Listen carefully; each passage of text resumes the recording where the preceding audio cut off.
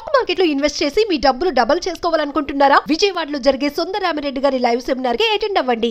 ఇప్పటి వరకు బయట ప్రపంచానికి తెలియని మిస్టీరియస్ టెంపుల్స్ ఏమైనా ఉన్నాయా? అసలు నీ దేశమే మిస్టీరియస్ దేశం తల్లి. ద్వారక నిర్మాణం ఎట్లా ఉండేదో తెలుసా? అక్కడ సిరామిక్ టైల్స్ మొత్తం అందరూ మగపిల్లలే అయితే ఒక్క ఆడపిల్లన్నా లేకపోతే ఎట్లా అంటే అదే పిండాన్ని మార్చి ఆయన ధర్మక్షేత్రే కురుక్షేత్రే సమవేత యుయుత్సవ ద్వారక ఉందని తెలిస్తే మహాభారతం కరెక్ట్ ఉన్నట్టే కదా. దాని కెపాసిటీ ఎంత ఉంటుందో ఆ లెక్కన ఒక పురం అది. What is astra and what is shastra? 7 గ్రహాలు 2 ఖండన రేఖలు ఇవన్నీ ఉన్నాయని ఎట్లా కనుక్కున్నారు? వాళ్ళకి ఏ టెక్నాలజీ ఉంది నాకు చెప్పి. ఇప్పుడు ఈ ప్రపంచం మొత్తంలో నాశనం కాకుండా మిగిలి ఉన్నటువంటి ఏకైక జాతి, ఏకైక సంస్కృతి అఖండ భారతదేశం ఎలా ఉండేదండి? భరతవర్షే భరతఖండే మేరోహ దక్షిణ దిగ్భాగే. మరి ఇంతకీ అసలు రావణ లంక ఎక్కడుంది? లేదు. నమస్కారం, వెల్కమ్ టు సుమన్ టీవీ. నేను గీతాంజలి. ఇవాళ నా ముందు ప్రత్యేక అతిథి ఉన్నారండి. వారికి సంబంధించిన వీడియోస్ ఈ మధ్య కాలంలో నేను చూశాను. అసలు మాట్లాడుతున్నంతసేపు కూడా అలా మనం ఆ స్క్రీన్కి అతుక్కుపోతాం అంతే. వారు చెప్పే ప్రతి విషయం నిజమా అని ఆశ్చర్యానికి లోనవుతాము. ఇలా జరిగిందా అని మనకే అనిపించి నిజమే కదా అని మనమే రియలైజ్ అవుతాము. బట్ తెలుసుకోవాలి ఇంకా ఇంకా అనిపిస్తుంది వారు మాట్లాడే ప్రతి ఒక్కటి కూడా. ప్రత్యేకించి పురాణాల్లో అంటే మనం ఏన్షియంట్ హిందూ టెక్నాలజీ ఏ విధంగా ఉండేది, ఇప్పుడు మనం ఏవి వాడుతున్నాం, ఇంతకు ముందు కాలంలో టెక్నాలజీ ఎలా ఉండేది, అసలు మన పురాణాల నుంచి ఇతిహాసాల నుంచి మనం ఏం నేర్చుకోవాలి, ఎలా మన లైఫ్ స్టైల్ ఉండాలి, ఇప్పుడు మనం ఏదో ఈజీగా ఒక మాటలో చెప్పేస్తున్నాం కానీ అప్పటి రోజుల్లో అసలు ఎలా ఉండేవి, ఇవన్నీ కూడా మాట్లాడి లేటెస్ట్ నాకు తెలిసి ఇప్పుడున్న జనరేషన్ వాళ్ళందరికీ కూడా ఆయన ఒక డిక్షనరీ అయిపోయారు. ఆయన ఒక బెస్ట్ బుక్ అయ్యారనే చెప్తాను నేనైతే. వారే ది మదన్ గుప్తా. ప్రస్తుతం నాతో పాటు ఉన్నారు. ఇవాళ కూడా ఇటువంటి చాలా సున్నితంగా ఉన్న అంశాలే కావచ్చు, మన దగ్గర ఉన్నటువంటి కొన్ని సందేహాలే కావచ్చు, వీటన్నిటి గురించి వారి ముందు ప్రశ్నలుగా నేను ఉంచబోతున్నాను. మరి వారు ఎటువంటి సమాధానాలు ఇస్తారు, ఎలా మనల్ని ఇంకా అవేర్నెస్ క్రియేట్ చేస్తారు మనకు అనేది వారి మాటల్లో విని తెలుసుకుందాం. మదన్ గుప్తా గారు నమస్తే అండి. నమస్తే అమ్మా. కైలాష్ గురించి మాట్లాడతాం కాబట్టి కొన్ని వీడియోస్లో వాటిలో నేను విన్నాను సార్, చూశాను పర్టికులర్గా. కైలాష్ అంటే మనం శివయ్యగా కొలుస్తాం, కొంతమంది ఏమో అది ఏలియన్స్ ఉండే ప్లేస్ అని, లేదు అదొక పిరమిడ్ అని కొంతమంది, ఇలా రకరకాలుగా ఎవరి మాట వాళ్ళు ఎవరి వాదన వాళ్ళు వినిపిస్తూ వస్తున్నారు. అసలు అక్కడ ఏముంది అనేది ఒక పెద్ద క్వశ్చన్. పిరమిడా నిజంగా, లేకపోతే మహాశివుడే అక్కడ కొలువై ఉన్నాడా, అదొక కైలాస పర్వతంగా చూడాలా, లేకుంటే అక్కడ ఏలియన్స్ ఉంటాయా, ఏంటి? బౌద్ధులు దాన్ని భక్తిగా కొలుస్తారు, జైనులు భక్తిగా కొలుస్తారు, వైష్ణవులు భక్తిగా కొలుస్తారు, శైవులు భక్తిగా కొలుస్తారు. అండ్ అటు చైనాలో అంటే కమ్యూనిస్టులు తీసేయండిలే, వాళ్ళకి అసలు బుర్రలు ఉండవు అనుకోండి, మామూలుగా చైనా వాళ్ళు దాన్ని భక్తి భావంతో చూస్తారు. ఇందరికీ అది ఒక శ్రద్ధా కేంద్రం, రైట్? ఇప్పుడు మనం ఏలియన్ అని ఎందుకు అనుకుంటున్నారు? అక్కడ ఏలియన్స్ ఉంటాయని ఎందుకు అనుకుంటున్నారు?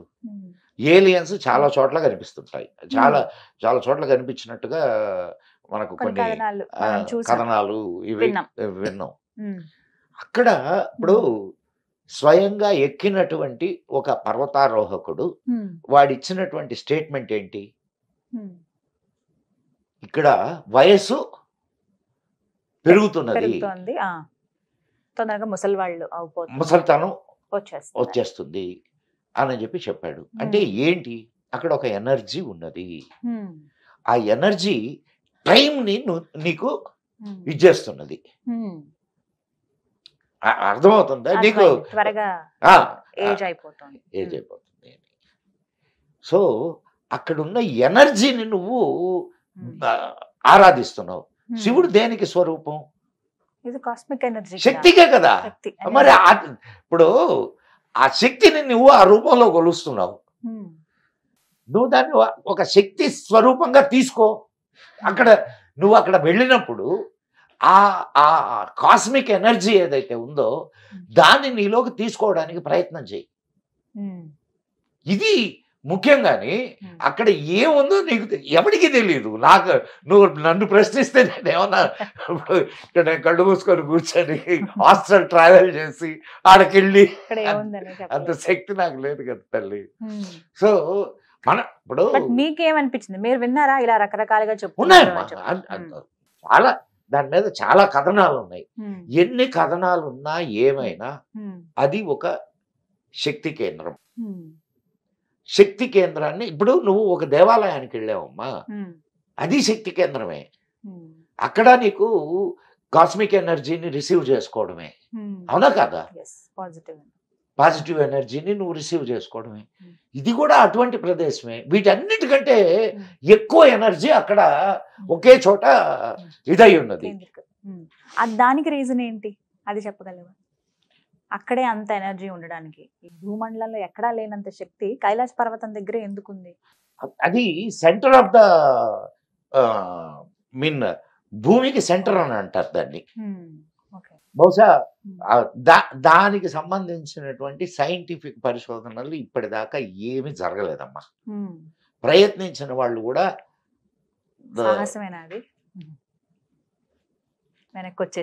వచ్చారు కాబట్టి చేయలేకపోయారు. దాని గురించిన పూర్తి సమాచారం అయితే అంటే సైంటిఫిక్ ఇది అయితే మాత్రం ప్రస్తుతం దాకా లేదు. ఏదో తక్కిన వాళ్ళు ఇప్పుడు అది పిరమిడ్ అని లేకపోతే మానవ నిర్మితం అని కొందరు చెప్తుంటారు. ఇవి కొన్ని మనం విని మన నమ్మకం ప్రకారం మనం నమస్కారం చేసుకొని ఓం నమ శివాయ అనుకోవడం పోతా ఉంటుంది. కంటిన్యూషన్ అంటే మాలాంటి వాళ్ళకి ఇప్పుడు వచ్చిన ఈ సినిమాల ద్వారా ఈ జనరేషన్ వాళ్ళకి ఎక్కువగా తెలిసింది ఏంటంటే కల్కి ఈ సినిమాలో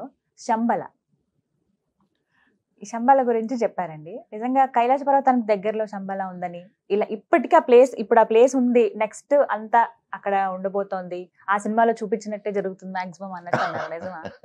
అమ్మాయి ఇప్పుడు ఒక సినిమా అమ్మా, అది సినిమాలో అనేక రకాలుగా చూపిస్తుంటారు. ఇప్పుడు ఉందా అండి అసలు ఒక ఫ్యూజన్? ఒక ఇప్పుడు శంబాల అని ఒక ప్రదేశం ఉంది అనేది ఒక మన పురాణ కథనం. ఎందులో రాసింది సార్ శంబాల? నీకు దీంట్లో మన కల్కి పురాణంలో ఉంది. కల్కి పురాణంలో ఉంది.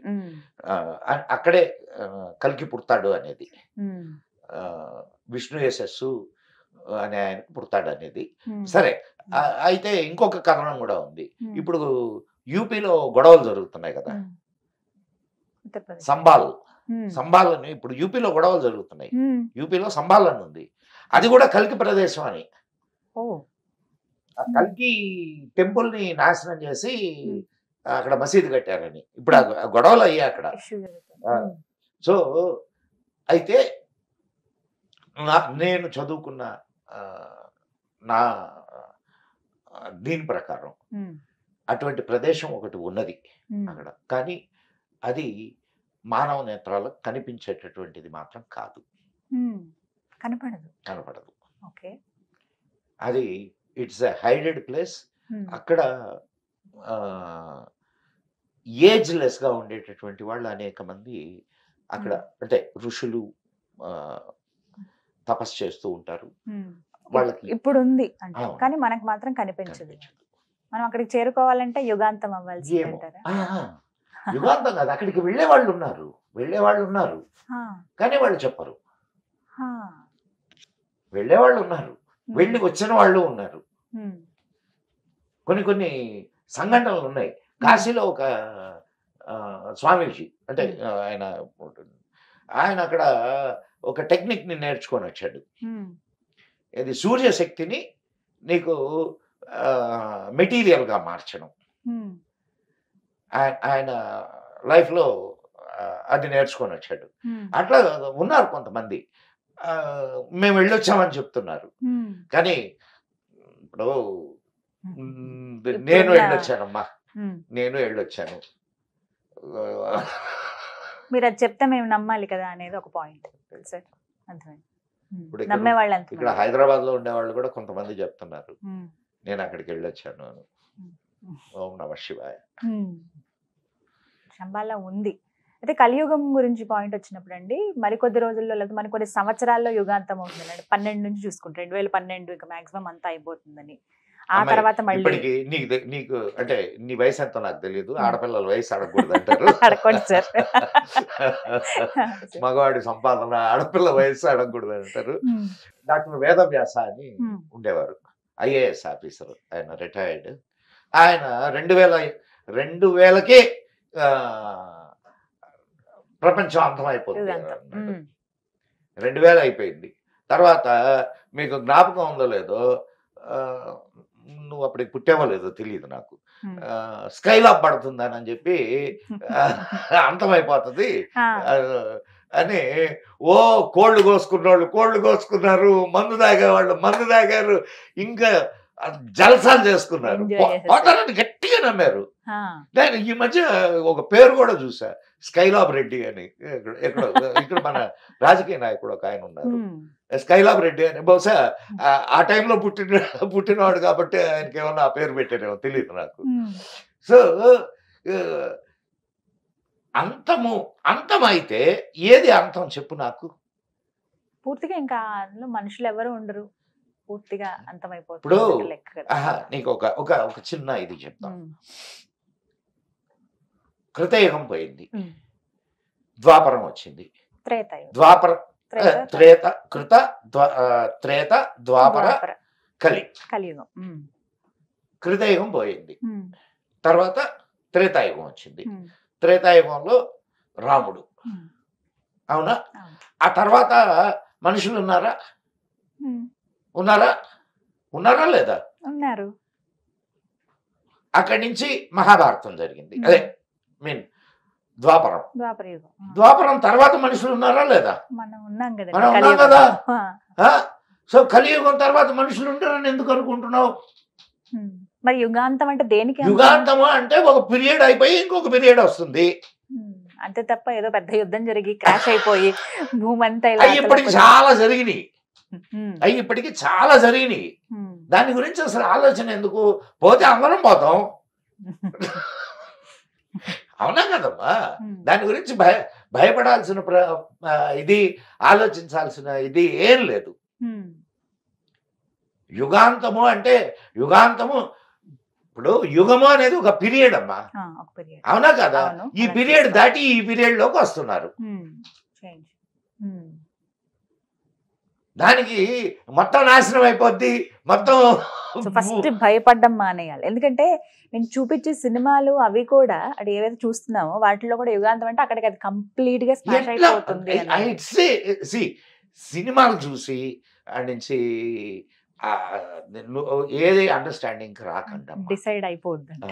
ఎందుకంటే ఓకే, ఇట్స్ ఒక మంచి దృశ్య మాధ్యమం, దాన్ని అంతవరకు తీసుకుందాం, హాయిగా ఎంజాయ్ చేద్దాం. 1-2 గంటలు సినిమా చూసినప్పుడు ఎంజాయ్ చేద్దాం. కానీ ఇట్లాంటి నోషన్స్ లోపలికి తీసుకోకండి. సినిమాల్లో నాకు తెలిసి చారిత్రకమైనటువంటి సినిమాలు నిజం కాదు. అవునా? మీరేమన్నా నార్మల్గా ఇలా సినిమాలు చూస్తారా సార్? చూస్తాను, ఎందుకు చూడడం? మనిషిని కదే. అలా కాదు, సినిమాలు నచ్చుతాయా మరి? సినిమాలు చూడడమే కాదు, సినిమా కథలు కూడా రాస్తాను. ఓ, ఎలాంటి కథలు రాస్తారు మీరు? జోలికి వెళ్ళలేదు. అవునా? మామూలుగా అలా మీకు నచ్చిన సినిమా ఏదన్నా ఉందా? అంటే ఏ టైప్ ఆఫ్ మూవీస్ మీరు ఇష్టపడతారు? అంటే ఇప్పుడు అమ్మాయి కల్కి కూడా నేను ఇష్టపడ్డానమ్మా. అవునా? వాడు చెప్పిన విధానం ఏదైతే ఉందో చాలా గొప్పగా చెప్పాడు. అత్తారింటికి దారేది అనేది ఒకటి వచ్చింది కదా, అది కూడా బాగుంది.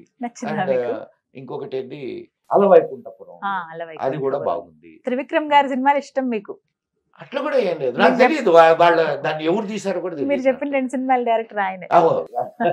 అండ్ ఇంతకుముందు అద్భుతమైన మన బాపు గారు, మా గురువు గారు, బాపు గారి సినిమాలు నాకు చాలా ఇష్టం. అండ్ విశ్వనాథ్ గారి సినిమాలు చాలా ఇష్టం, చూస్తాను. నాకు సినిమా బాగుంటే ఎంజాయ్ చేస్తాను అంతే. ఓల్డ్ హిందీ మూవీస్ మామూలుగా మీ ఇంటర్వ్యూస్ అవి చూసినప్పుడు వేదాల గురించి చాలా చక్కగా వర్ణించేవాళ్ళు. అయితే కామన్ పీపుల్ కి అర్థమయ్యేలాగా 4 వేదాలు అసలు ఏముందో చెప్పండి సార్, క్లుప్తంగా. వివరంగా అవసరం లేదు, క్లుప్తంగా అసలు ఏ వేదం ఏం చెబుతోంది, ఇది ప్రజలకు ఎంతవరకు అవసరం, ఏం అమ్మాయి, నేర్చుకోవచ్చు? నీకు వేదము అంటే విద్ ఉమ్, విద్ అంటే విద్య, ఉమ్, విద్యలో నుంచి వచ్చినటువంటి ఉమ్, ఇదే విద్య. ఉమ్, వేదము అంటే ఏంటి? ఉమ్, విద్య. ఉమ్, ఓకే, అంటే చాలా సింపుల్ గా తీసుకుందాం. ఉమ్, 4 వేదాలు. 4 వేదాలు ఎక్కడి? ఉమ్. వ్యాసుడు విభజించాడు 4 వేదాలుగా. వేదవ్యాసుడు ఆయన రచించినవి. ఉమ్, అంతకుముందు ఉమ్. అంతకుముందు అదంతా ఒకటే, ఆ, మొత్తం కలిపి ఒకటే వేదం ఉండేది, ఒకటే ఉండేది. వ్యాసుడు విభజన చేశాడు. విభజన చేశాడు. ఉమ్, సో నీకు ఉమ్, ఏ వేదం ఏం చెప్తుంది అని అంటే, నీకు అదే మన ఋగ్వేదంలో ఉండేటటువంటి అనేక మంత్రాలు యజుర్వేదంలో ఉన్నాయి, ఉమ్, సామవేదంలో ఉన్నాయి, అథర్వణ అథర్వణ వేదంలో వేదం. ఉన్నాయి. ఉమ్, అంటే చాలా చాలా మంత్రాలు. ఉమ్, అయితే వేదాలకు ఉన్నటువంటి ప్రత్యేకత ఏంటంటే ఉమ్, అవి సౌండ్ బేస్డ్. ఉమ్, మన వాళ్ళు సౌండ్ ఈజ్ అన్ ఎనర్జీ అమ్మా. ఉమ్, నువ్వు ఇది ఇది గుర్తుపెట్టుకో, సౌండ్ ఈజ్ అన్ ఎనర్జీ.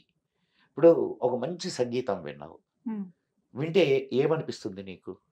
మనసంతా హాయిగా. హాయిగా రిలాక్స్డ్ గా ఫీల్ అవుతాం. ఆ? ఒక ఆ, ఏదో మన డబ డబ డబ డబ డబా అనే ఒక శబ్దం విన్నావు, అప్పుడు అండ్ మనం మంచి మూడ్ లో ఉంటే ఓకే, ఎగురుతాం వాటితో ఏదైనా పాటుగా. ఆ, కానీ అట్లా కాదు. లేకపోతే ఒక భయంకరమైనటువంటి శబ్దం విన్నావు అది మనకి రిఫ్లెక్ట్ అవుతుంది, మనం అలాగే ఉంటాం. ఉమ్, అంటే energy is affecting you, sound energy is అవును. Affecting you. ఉమ్, వేదంలో ఉమ్, నీకు శృతి ప్రధానమయ్యి ఉమ్, ఉదాత్త అనుదాత్త స్ఫురిత స్వరాలతో వాటిని చదువుతారు. ఉమ్, నువ్వు ఒక్కొక్క విధానంలో చదివితే ఉమ్, ఒక అర్థాన్ని ఇస్తాయి. ఉమ్, సాంస్క్రిట్ ఉన్నటువంటి గొప్పతనం అది. ఉమ్, సాంస్క్రిట్ ఇప్పుడు నీకు ఇది ఇట్లా చెప్తే నీకు బాగా అర్థం అవుద్ది. అంటే అర్థం కావడానికి చెప్పండి. ఇప్పుడు మేధ ఉమ్, మేధ అనేది మేధ. ఒక ధాతు, శిలపు. ఉమ్, అశ్వమేధ యాగము. ఉమ్. ఇప్పుడు అశ్వమేధ యాగము అనగానే ఏమనిపించింది చెప్పు? రామాయణం గుర్తొచ్చింది. ఆహా, అశ్వమేధము అంటే ఉమ్, గుర్రాలకు సంబంధించి. గుర్రాన్ని ఉమ్, చంపేయడం, ఆ, ఇది కదా. మదనం. ఉమ్, ఆ? కానీ మేధ అంటే మేధాశక్తి, మేధాశక్తి, Intelligence. ఉమ్, పెంపొందించు, ఉమ్, జ్ఞానము, ఉమ్, ఇవన్నీ అర్థాలు ఉన్నాయి మేధ అనే పదానికి. ఉమ్, మేధ అనేది సరస్వతీదేవికి ఇంకొక పేరు. ఉమ్. ఇప్పుడు చెప్పు నాకు, అదే అది అది ఎలా కనెక్టింగ్? ఇప్పుడు నువ్వు అశ్వమేధ యాగము, అశ్వము మేధ. అశ్వము అంటే యాక్చువల్ గా అశ్వము రాజ్యానికి చిహ్నం. అశ్వము రాజ్యానికి చిహ్నం. అశ్వమేధము అంటే రాజ్యమును పెంపొందించు, పెంపొందించే యాగం. అయితే కొన్ని కొన్ని విన్నాను నేను, గుర్రం ఎక్కడ దాకా పరిగెడితే ఆ రాజ్యం అంతా అక్కడ దాకా పెంపొందించడమే కదా అది, అంతవరకు రాజ్యాన్ని పెంపొందించడం.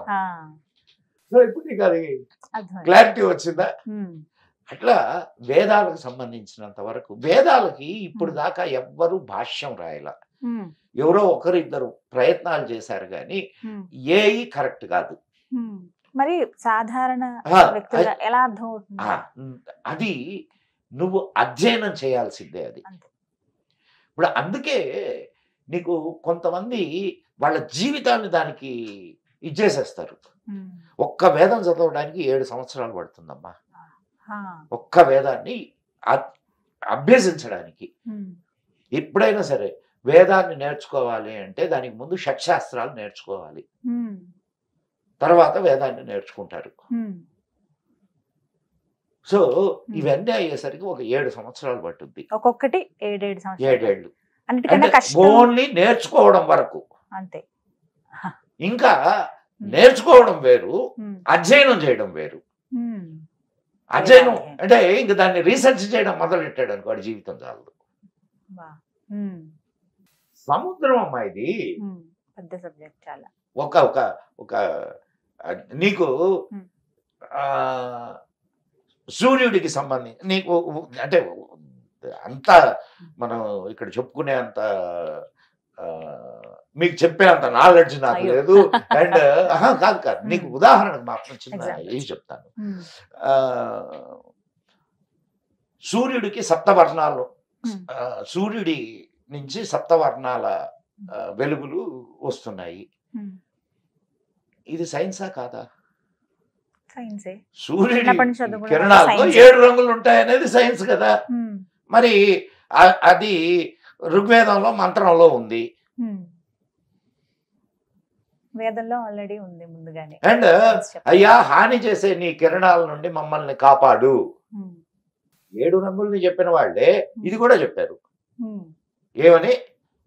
అయ్యా హాని చేసే నీ కిరణాల నుంచి మమ్మల్ని కాపాడు. సూర్యుడి కిరణాలు హాని చేస్తాయా? చేస్తాయా? మరి ఎందుకు అలా ఉంది? ఎందుకు అలా రాసింది? అల్ట్రా వైలెట్ కిరణాలు హాని చేయవు. ఆఫ్ కోర్స్ చేస్తాయి. అది సైన్స్ కాదు. సో ఇట్లాంటివి చాలా ఉన్నాయి. ఇవన్నీ అందులో ఉన్నాయి. అంటే అండ్ నువ్వు జీరో మనకు ఈయన ఆర్యభట్టు కనుక్కున్నాడు అని చెప్తాం. వేదాల్లో ఉన్నాయి జీరో గురించి. ఇప్పుడు మన ఎందుకు ఉపనిషత్తుల్లో పూర్ణాత్ పూర్ణముదచ్యతే పూర్ణస్య పూర్ణమాదాయ పూర్ణమేవావశిష్యతే, పూర్ణము శూన్యము ఏది కరెక్ట్ చెప్పు? పూర్ణం అన్నా మనకి ఇలాగే అనిపిస్తుంది. అంటే కంప్లీట్ పూర్ణం అంటే, శూన్యం అంటే ఏమీ లేదు అని కదా. కంప్లీట్. సో రెండు జీరోలే. పాజిటివ్ గా ఆలోచిస్తే పూర్ణము, నెగిటివ్ గా ఆలోచిస్తే శూన్యం. అంటే ఆ వేదాల్లో ఉన్నటువంటి ఆ సంస్కృతి అదంతా కామన్ పీపుల్ ఎవరైతే ఉన్నారో వాళ్ళకి అర్థం కాదు కాబట్టి సరళ భాషలో చాలా మందికి దగ్గర చేసే ప్రయత్నం చేశారు. కానీ అవి అంటే చాలా మంది రాశారు. అంటే అవి ఎంతవరకు సక్సెస్? అదే ఎందుకు సక్సెస్ కాలేకపోతున్నారు? కారణం ఏంటంటే నీకు అధ్యయనం చేసి నీకు నువ్వు దాన్ని జీర్ణం చేసుకోగలిగినటువంటి ఇదే తప్ప, అది నువ్వు ఒక అర్థాన్ని చెప్తే దానికి ఇంకొక అర్థం కూడా ఉంటది. ఏ అర్థాన్ని తీసుకోవాలి? సో అందుకని వాటికి అర్థాల జోలికి పోవాలా, అధ్యయనం జోలికి పోయారు. ఇప్పుడు అనేక శాస్త్రాలు మనకి ఇది ఈ జ్యోతిష్యము అంటే ఖగోళ శాస్త్రం, జ్యోతిష్ శాస్త్రము అంటారు దాన్ని. జ్యోతిష్ శాస్త్రం నీకు దాని ఉపవేదం, దాంట్లో నుంచి వచ్చింది అది. మరి ఇందాక అనుకున్నాం కదా ఇవన్నీ ఈ గ్రహాల ఇదంతా మేము వేదాల నుంచే తీసుకున్నామని చెప్తున్నారు వాళ్ళు రాసినటువంటి శాస్త్రం. మరి ఇప్పుడు అవి వేదాల్లో ఉన్నట్ట కాదా? ఉన్నాయనే కదండి. వాళ్ళకి అది అందింది, ఇంకొకళ్ళకి ఇంకొకటి అందింది. వేదాలలో నావల గురించి నేను రాసున్నా, నేను ఒక ఎపిసోడ్ చేశా, నాకు అది అందింది, అది తెలిసింది నాకు ఇది వేదాల్లో నావలు ఉన్నాయని. అంటే నా యాంగిల్. సో అనంతంగా ఉంటుంది మనకి, ఏది మనం సెర్చ్ చేస్తే అది దొరుకుతుంది వేదాల్లో. జ్ఞానము పారామీటర్ ఉందా? దానికి ఎందుకు ఉంటుందండి, ఒక్కొక్కరికి ఒక్కొక్కలా ఉంటుంది. ఎంత ఉంటది? ఎంత ఉందా? ఎంత ఉందా? ఎంత ఉంది జ్ఞానము? అది చెప్పలేం కదా.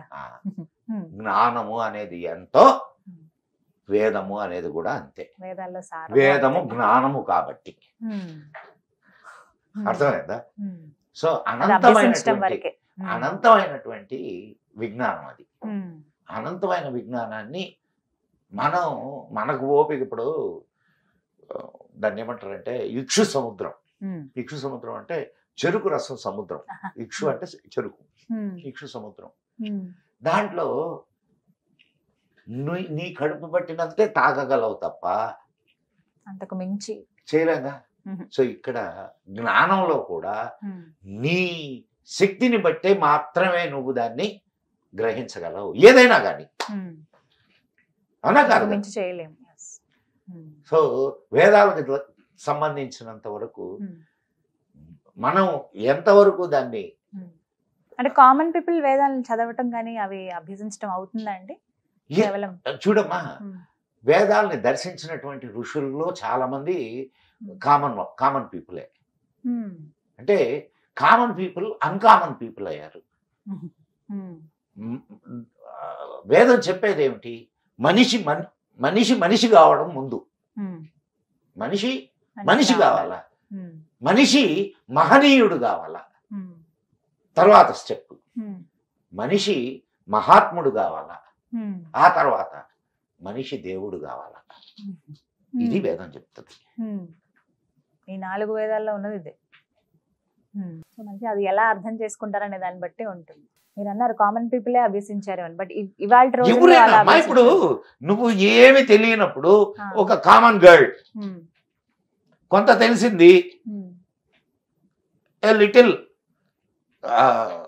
ఇంటెలెక్చువల్ గర్ల్ ఇంకొంచెం తెలిసింది, షీఈస్ అన్ ఇంటలెక్చువల్. అవునా కదా? నువ్వేగా కామన్ గర్లే కదా. బట్టి సో ఇలా ఉంటుంది అనమాట. బట్ ఇంకా పూర్తిగా మాట్లాడదాం వీటి గురించి ముందు ఎపిసోడ్స్ లో. అసలు ఏంటి, ఏ వేదం ఏం చెబుతోంది, ఎందుకు మనం అది చదవాలని కానీ ఎందుకు అభ్యసించాలి, దాని ద్వారా ఏం నేర్చుకోవచ్చు అని చక్కగా చెప్పారు sir. Thank you so much for your time. నమస్కారం. ఓం నమః శివాయ.